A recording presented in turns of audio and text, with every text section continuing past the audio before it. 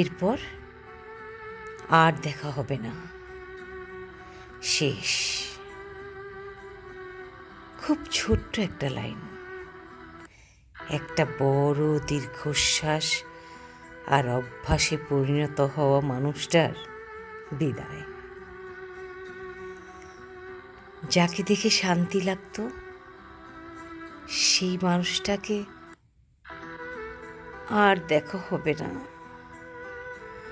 শহরে হাজারো মানুষের চোখের সামনে থাকবে, অথচ সেই প্রিয় মানুষটাই আর সেখানে থাকবে না।